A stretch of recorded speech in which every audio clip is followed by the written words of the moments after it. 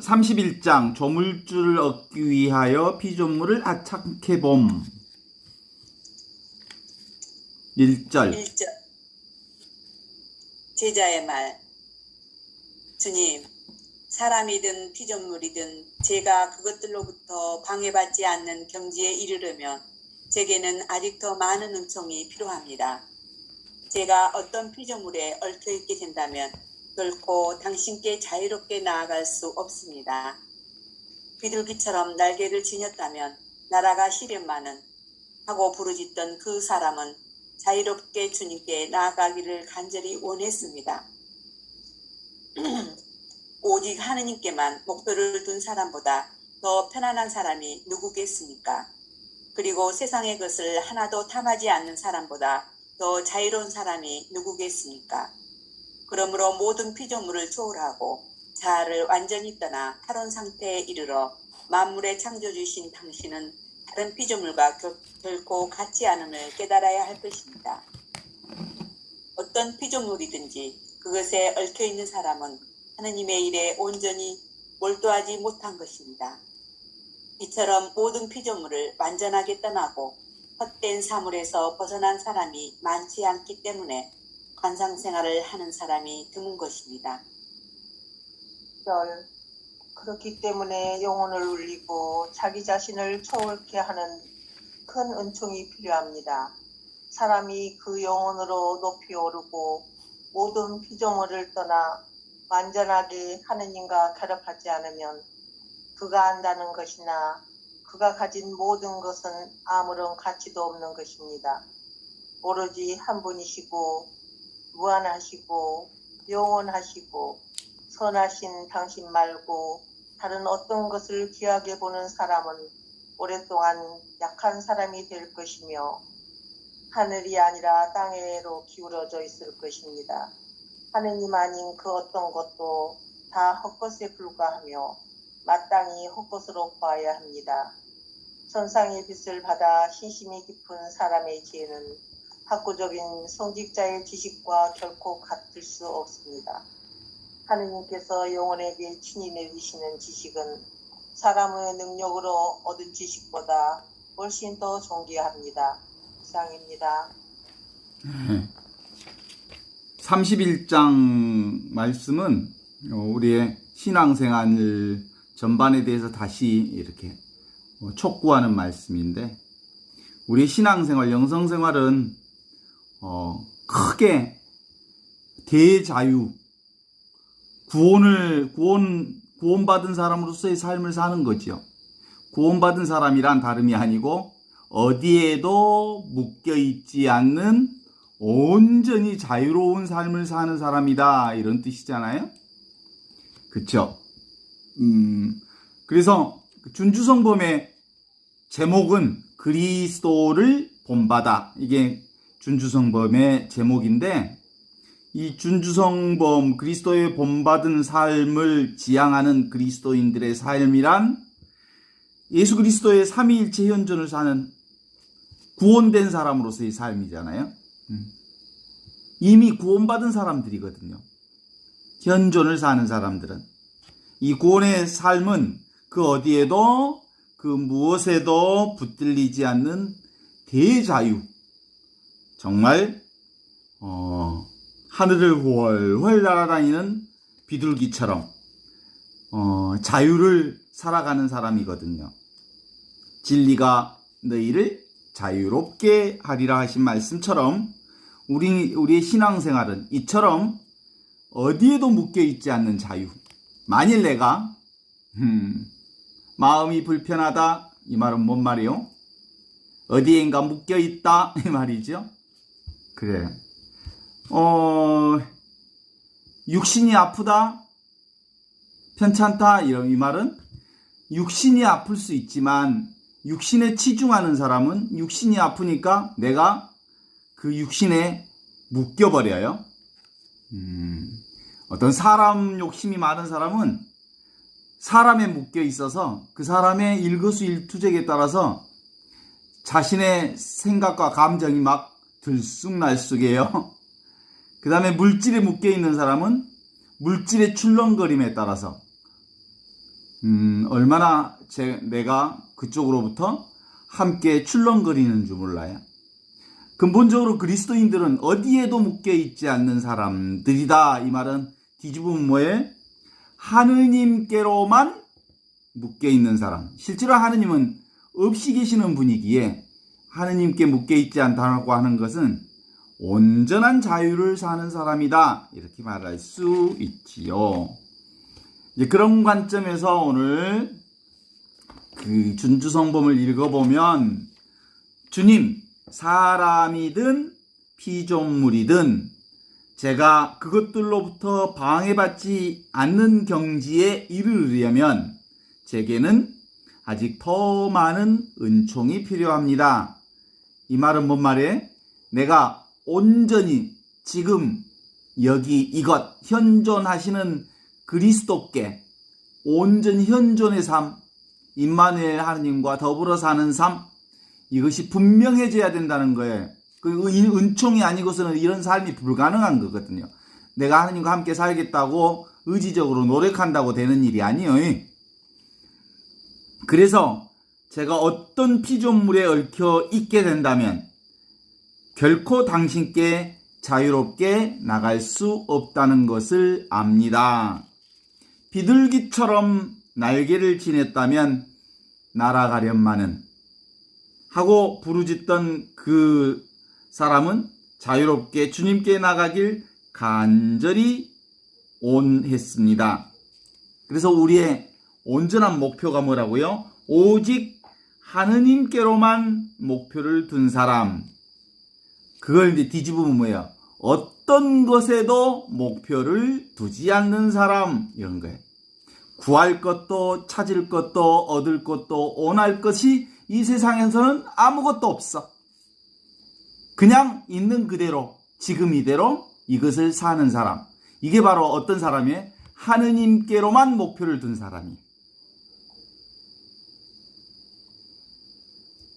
오직 하느님께로만 목표를 둔 사람보다 더 편한 사람이 어디 있겠습니까? 그리고 이 세상의 것을 하나도 탐내지 않는 사람보다 더 자유로운 사람이 누구이겠습니까? 그러므로 모든 피조물을 초월하고 자아가 완전히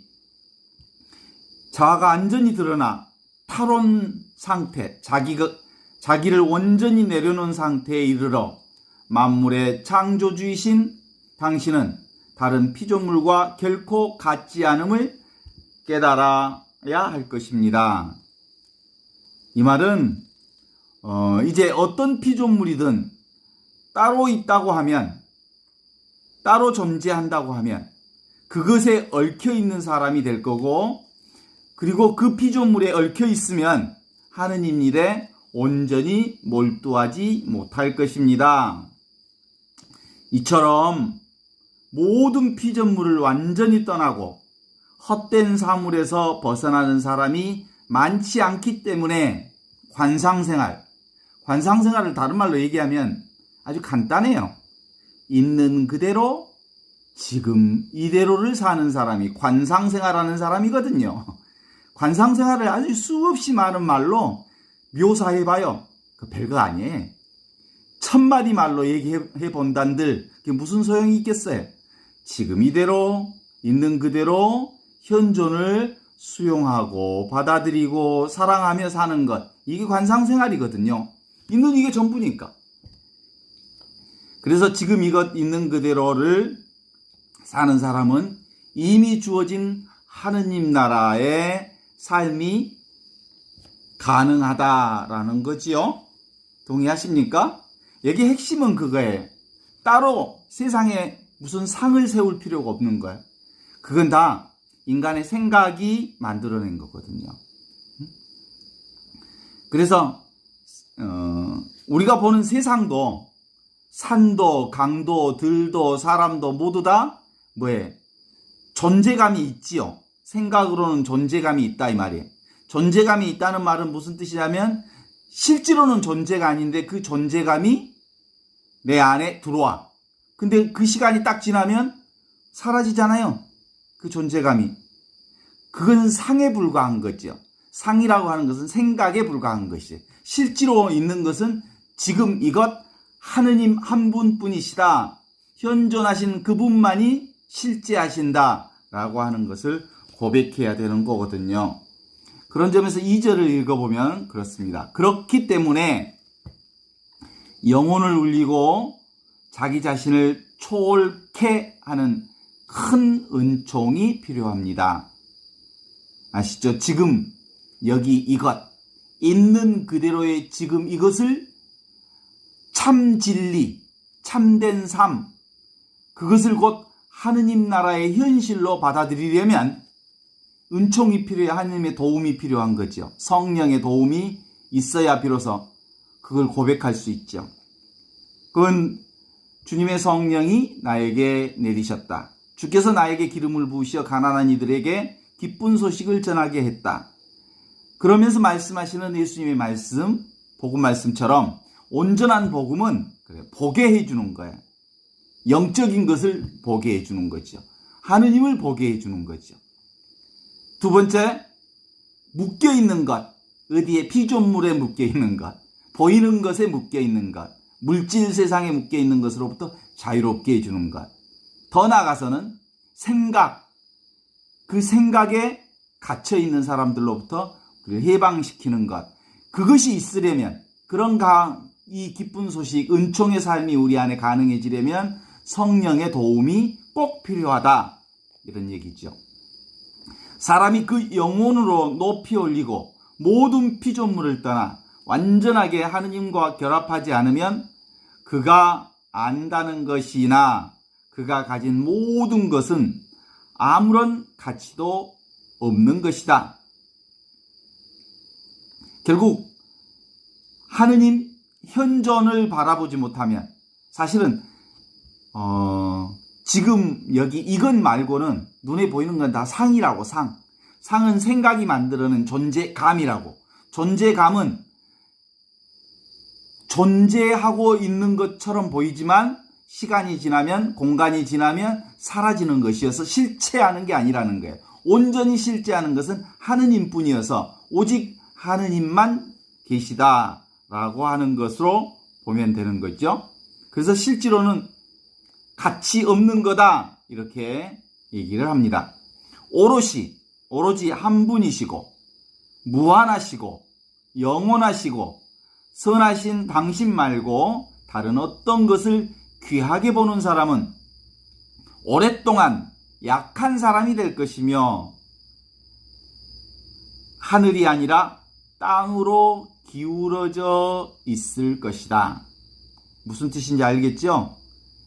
우리가 온전히 하느님께만 속한 사람이 아니라 아직도 물질적 집착에, 욕망에, 실제로는 없는 상에 끄달려서 사는 사람이다. 이런 뜻이죠. 하느님 아닌 그 어떤 것도 헛것에 불과하며, 다 헛것에 불과하며 마땅히 헛것으로 보아야 하는 거다. 그러니까 허상이라는 거예요. 눈에 보이는 모든 것은. 오직 있는 것은 지금 이것 현존하시는 임마누엘 하느님, 함께 계시는 하느님만 실제하신 분이다. 천상의 빛을 받아 신심이 깊은 사람의 지혜는 지금 바로 이것 안에 하느님의 현존을 사는 사람은 학구적인 성직자의 지식과 결코 같을 수 없다. 그 공부해가지고 하느님 알 수 없다 이 말이에요. 생각으로는 도대체가 하느님께 도달할 수 없다는 말이에요. 언어를 가지고 하느님께 가까이 갈 수 없다는 거예요. 개념, 관념, 그리고 생각, 이런 건 하느님께 갈 수 있는 방편이 못 된다. 오직 하느님은 무엇으로만 하느님을 만날 수 있어요? 사랑으로만, 현존으로만 하느님을 만나뵐 수 있다. 이렇게 말하는 거죠. 하느님께서 영혼에게 친히 내리시는 지식은 사람의 능력으로 얻는 지식보다 훨씬 더 귀하고 존귀하다 라고 말씀함으로써 우리를 부자유케 하는 근본적인 원인은 뭐예요? 내가 따로 있다라고 하는 이 생각에 끄달려 버리면 우리는 어느 순간에 헛것에 빠져버리고 그림자를 쫓는 인생이 되고 만다. 그래서 이 내가 따로 있다는 분리와 분별을 만들어냄으로써 우리는 늘 부자유를 경험하게 되는데, 이 생각을 딱 내려놓는 순간 우리는 온전히 지금 이것 하느님의 현존 가운데 살아가는 은총이 되는 거다. 그죠? 이게 실제로는 그 나라고 하는 자의식이라고 하는 거잖아요. 내가 있어서 보고 듣고 느끼고 맛보고 생각하는 이 의식이 자의식에 포함되어 있는데, 나로 인하여 분별된 이 생각 하나뿐이다, 생각뿐이다, 이건 그림자뿐이다 라는 생각을 딱 하는 순간 뭐예요? 보이는 모든 것이 다 하느님의 현존이다 라고 하는 것을 알아차리게 되는 거예요. 그러니까 둘이 아닌 거예요. 눈에 보이는 게 다 하느님이에요. 두두물물 세상 모든 게 다 하느님이에요. 그러나 하느님을 드러내는 그림자지 그게 하느님 자체는 아니지. 그래서 언어나 말 그리고 개념, 그것은 우리 삶을 드러내는 게 아니에요. 어제도 말씀드렸지만 뭐예요? 그냥 생각으로는 라면 하나도 못 끓인다니까. 직접 끓이는 것이 현존이지. 라면 끓여야지, 라면 끓여 먹어야지 100번 생각해봐. 그게 라면이 끓여지는가? 안 끓여져. 현존이란 사는 거예요. 삶. 생각이 아니고. 그래서 말보다 삶이 먼저다. 삶이 곧 진리다. 진리가 삶으로 나타나 있다는 것을 체험하지 않고서는 살아보지 못한, 경험하지 못한 말과 언어는 근본적으로 우리의 진실과는 멀어져 있다. 이런 거죠. 말이 삶으로 자기화되면 당연성으로 삶으로 녹아나게 되지요. 그러니까 삶으로 녹아나 있지 않는 어떤 말은 다 헛것이요. 지가 살아보지도 않는 말을 하고 있네. 그래서 수많은 사람들의 말이 정말 그 말이 힘이 있으려면, 그가 직접 경험하고 체험한 말이 되면 그 사람의 말에 힘이 있지만, 지는 살아보도 않고 머리로 생각으로 말하는 말은 얼마나 허망한지를 우리 다 알죠? 어린아이들도 저 사람이 경험한 말인지 말로만 하는 말인지 다 알아. 그렇습니다. 그래서 이 영성 공부는 무엇을 이해하는 공부가 아니라 삶이 되는 공부이기 때문에 이해되지 않는 것이 있으면 그냥 넘어가. 그것을 이해하려고 있으면 안 돼. 아직 인연이 안 돼서, 아직 내가 접속이 안 돼서, 내가 살아보지 못해서 저 말을 이해하지 못하고 있구나, 이렇게 넘어가면 되는 거예요. 왜냐하면 삶으로 녹아난 말이 아니고서는 그가 무슨 말을 해도 사실 알아먹지 못하는 거거든. 내가 살아봐야 그 말이 무슨 말인지 알아. 그래서 여기서 하는 영성 공부, 준주성분 공부가 이해되지 않은 채 넘어가는 거예요. 그냥 그렇게 넘어가는 거예요. 그러다가 어느 날 내 삶과 연결되면, 아하, 그때 그 말이 이런 뜻이었구나라고 몸으로 체득해 내는 게 이 공부거든요. 사실은 제가 그런 점에서 일기를 꽤 영성 일기를 오래 썼다가 지금 어머니 돌아가신 지 한 지금 6, 7개월 되는 동안 영성 일기를 쓰지 않는 것 중에 하나가, 언어로 묘사하는 것이 사실은 영성 공부에 한편으로는 도움이 되지만 또 한편으로는 언어가 가지는 한계를 실제로 여러 가지로 노출하고 있었기 때문에 잠시 중단하고 있었던 거거든요. 언젠가 다시 쓰게 될 수 있는 기회가 오면 다시 써야 될 거라고 생각하지만 아직은 뭐 그런 필요성을 못 느껴요. 그래요. 언어라고 하는 것은, 생각이라고 하는 것은 늘 분별심을 자아내는 거거든요. 그래서 이 공부는 뭐예요? 생각, 감정이 완전히 사라지는 공부. 그러니까 생각, 감정 없이 세상을 살 수는 없어. 그죠? 근데 생각, 감정을 하되 생각, 감정이라고 하는 것이 실체가 아니고 그림자일 뿐이라는 것을 알고 그 얘기를 하면 되는 거거든요. 그래서 그것에 붙잡히지 말라는 거죠. 말을 하되 내 말에 붙잡히지 말라. 생각을 하되 그 생각에 붙들리지 말라. 이런 뜻이죠. 그래서 이 영성 공부는 생각이 사라지는 것, 헤아림이 없어지는 것, 판단하는 것이 사라지는 것, 이게 점점 작아지는 거거든요. 그래서 있는 그대로 지금 이대로를 보고 받아들이는 훈련들이거든요. 그러니까 늘 이 영성 공부에 늘 하는 얘기가 지금 여기 이게 뭔데? 텅 비어 있거든요. 아무것도 아니거든요. 그런데 이게 전부거든요. 그러니까 삶 전체거든요. 그래서 이것을 크게 세 가지 흐름으로 본다면 이건 전체를 말하는 것이면서 단 하나, 이것뿐, 하느님뿐 이라고 말하면서 동시에 누구에게도 모두 다 갖추고 있는 이것, 평등하게 가지고 있는 이것이라고 그러는 거예요. 한 사람도 여기로부터 배제되어 있지 않으면서도 이 한 분이신 하느님뿐. 그러면서 이것이 전체인 그것이 곧 나다라고 하는 것을 얘기하지요. 진정한 하느님 나라의 깨달음은 이미 우리에게 연결되어 있습니다. 그럼에도 불구하고 우리의 생각 때문에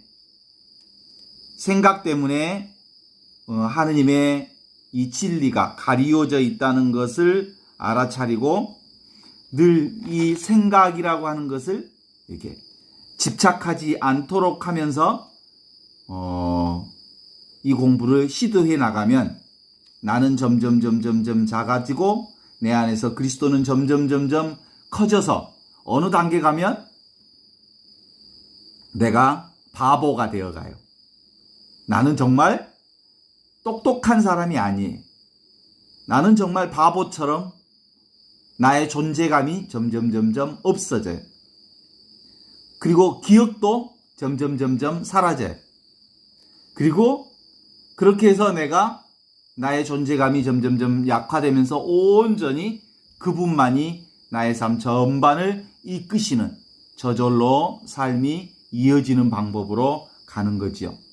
이것이 본래 본성이 밝아지는 것, 그거라고 말할 수 있죠. 그 하느님의 본성이 점점 밝아지면 나를 구속하는 것들이 점점 얕아져서 나는 무한한 자유를 살게 되는 것이든, 이게 뭐냐면 아무것도 없는 텅 빈 허공임을 아는 거예요. 하느님이 뭐예요? 아무것도 없는 텅 빈 허공이면서 모든 것을 알아차리는 그분이잖아요. 그런데 나라고 하는 나 역시 텅 빈 허공이면서 모든 것을 알아차리는 하느님의 속성과 똑같아요. 그래서 그런 점에서 하느님께서 우리 인간을 만드실 때 누구하고 똑같이 만드셨다? 당신 닮게 만드셨다라는 말은 이런 점에서 이 본성이 하느님의 본성과 똑같다라는 뜻이거든요. 그래서 이 하느님은 우리 사유의 대상이 될 수 없다. 그래서 이 하느님은 내가 아는 것이 아무것도 없지만 절대 부족함이 없는 풍족함 그 자체이다. 온전히 완전하면서 풍족한 삶을 그냥 누리면 되는 거거든요. 그래서 우리의 삶은 뭐예요? 그냥 사는 것. 이것이 우리가 살아야 할 몫이. 무슨 특별한 살아야 할 목적이 있어서 사는 게 아니에요. 그냥 사는 거예요. 그래서 실제로 우리가 무슨 일을 하든 다 이 일이에요. 이 일. 하느님의 일이요. 오늘 제가 치매 환자에 관련된 TV를 좀 봤는데 치매 상황에서도 완전히 치매 상황에서도 이것은 있어요. 이 하느님은 그분과 함께 계셔. 나를 포함해서 모두 다 이 하느님의 일로부터 시작되고 있는 거죠. 이 하느님은 나를 떠난 적이 없어서 부족함도 없고 온전히 풍족하고 온전히 그분의 완전성을 맛볼 수 있는 자리가 지금 이 자리다. 그래서 이 자리는 뭐라고 합니까? 사방팔방 훅 터져 있어. 어디에도 경계가 없어. 그래서 경계 없는 전체, 우리는 태어나면서부터 사실은 무슨 경계를 지우고 태어난 적이 없거든요. 태어나기 전부터 있던 이것이 태어난 이후에도 있고, 그리고 이 하느님은 언제 탁 드러난다고요? 내가 보는 나와 보는 대상이 따로 있다 그러면 이게 사라져버려. 나와 대상이 따로 없이 멈추면 이것이 드러나는 거거든요. 생각, 감정이 멈추면 바로 이것밖에 없음이 완전히 드러나고 있습니다. 바로 그때 지금 여기 이것을 우리는 발견할 수 있는데, 늘 이어지는 것, 소리가 드러나기 전후 있는 것. 지금 풀벌레 소리가 이제 의식하면 들리는 거거든요. 이 얘기를 계속 집중해서 얘기할 때는 풀벌레 소리가 안 들렸거든요. 어느 순간 귀를 여니까 풀벌레 소리가 다시 들려요. 그러나 풀벌레 소리가 들리든 안 들리든 늘 이것은 내 안에 있었죠. 누구에게나 있는 하나뿐인 전적인 이것이 바로 텅 빈, 그러나 모든 것을 알아보는 이것이죠. 소리가 곧 이것입니다. 우리가 보는 모든 것이 다 이것입니다. 느낌이 다 이것입니다. 달이 이것이고, 그리고 내가 아는 모든 사람들이 다 하느님입니다. 사실은 보는 모든 것들이 하느님과 다르지 않습니다. 왜냐하면 둘이 아니니까. 아주 중요한 포인트예요. 하느님은 너와 나를 나누지 않으니까. 그리고 나 역시 너와 내가 나누어진 너와 내가 아니거든. 실제로 모두 다 너와 내가 온지 이거 한 통속 안에 들어있는 거거든요. 그래서 보고 듣고 느끼고 맛보고 말하는 모든 것이 다 하느님이요. 그러니까 이것 하나뿐임을 알게 되는 거거든요. 이거 하느님을 설명하면 하느님이 설명돼요? 도대체가 하느님은 설명할 수 없어. 개념화될 수 없기 때문에 말로 묘사할 수 없는 그분이거든요. 그러나 그냥 있으면 그것이 하느님이에요. 설명하지 않고 그냥 있으면 하느님과 있는 거예요. 즉각 경험하는 이것이 하느님이라니까요. 한순간도 이 하느님의 경험으로부터 우리가 떠나 있지 않다니까요. 그래서 세상의 존재감들이 사라지는 것 같은 그것은 뭐예요? 우리의 생각이 만들어낸 거거든요. 그죠? 생각이 만들어낸 것은 상이요, 상. 그림자. 이 생각도 어디서 나온 거예요? 지금 이것에서 나온 거잖아요. 아무것도 없는 것에서 나온, 텅 빈 것에서 나온 이 생각이 있어요, 없어요, 사실은? 생각 자체가 텅 빈 이것에서 나온 거잖아요. 그러니까 생각이 만들어낸 세상의 모든 창조물은 다 그림자일 뿐이고 실체가 없는 거예요. 존재감이 있다가 사라지는 거지.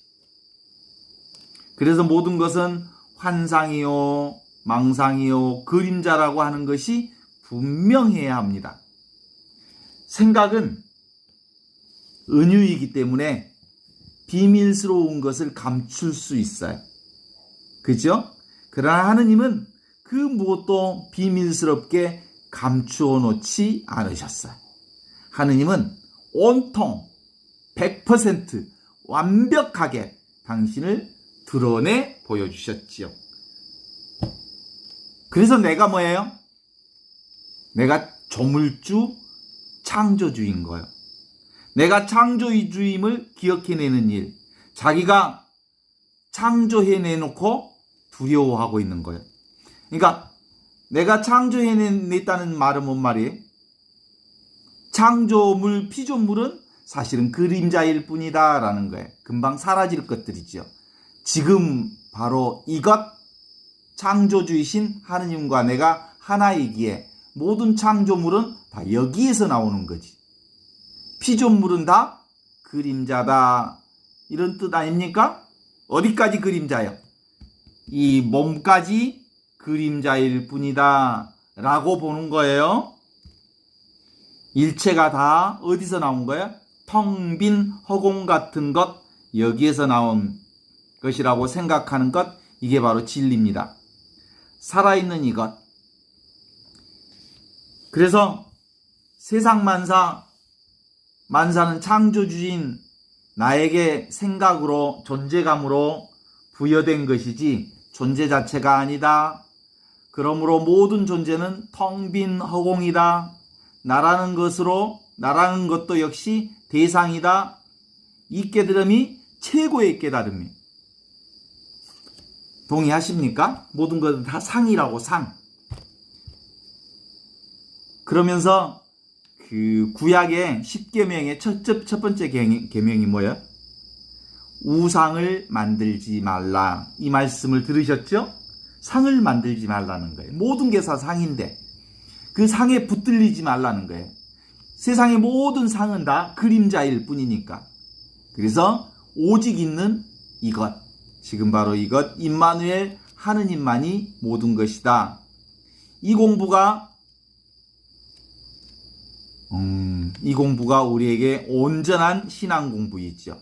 이 안목이, 이 시선이 날카롭지 않아서 내가 있다고 보는 거예요.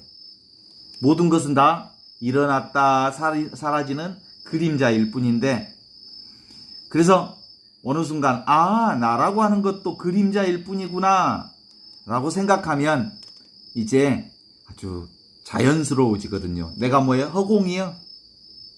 내가 뭐예요? 텅 빈 허공이요, 허공. 그런데 모든 것을 알아차리는 그거예요.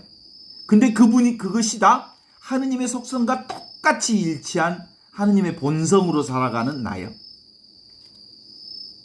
그래서 우리는 어떤 상과도 상관없다라고 하면 이제 하느님 나라는 무섭지 않고 무겁지 않고 있는 그대로 가벼워지고 자유로워지고 그리고 풍성해지기 시작함. 이 세상의 하느님 나라는 그림자가 나타났다 사라지는 이 세상 놀이는 무슨 놀이? 그림자 놀이일 뿐. 그림자 놀이일 뿐. 그래서 이 세상은 뭐예요? 유의의 세상이에요. 그래서 그림자 놀이를 하는 사람이라면 이경이 노사처럼 그냥 웃지요. 노사가 도를 통한 사람이거든요. 이미 이 세상 놀이가 그림자 놀이인 것을 알고 그저 웃지요 라고 했던 노사가 기억나요? 맞아요. 우리 세상살이는 그저 그림자 놀이일 뿐입니다. 그런데도 불구하고 우리 인생사가 왜 이처럼 무거운가 하면 생각에 사로잡혀서 그 생각이 진짜인 줄 알고 그 생각에 끄달리고 살기 때문에 인생이 무거운 거예요. 예수님이 십자가의 길을 걸으셨죠. 인생사 모든 게 어렵지 않는 일이 없습니다.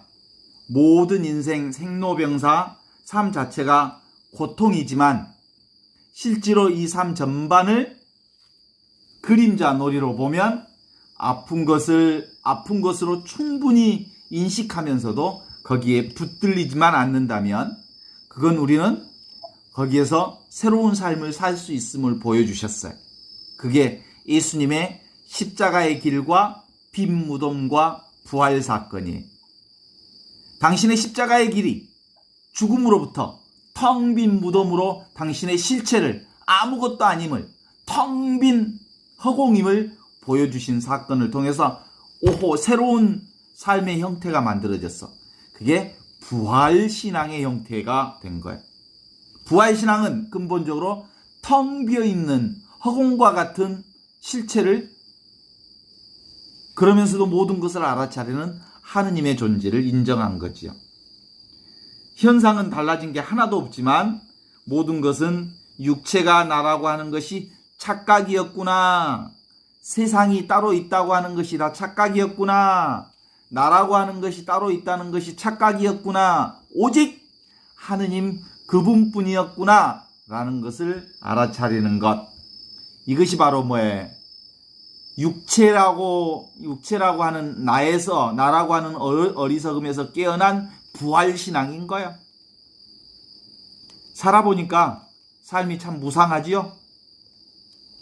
시간과 공간과 생각과 마음이 시간도 더덥고 공간도 늘 변하고 생각도 변하고 마음도 변하고 변화무쌍한 세상을 살아가지요. 그래서 무상하니까 그렇다면 절대적인 뭔가 있지 않을까? 라고 절대적인 하느님을 막 찾아 헤맸더니 하하 내가 나의 삶의 출발점이 잘못됐구나.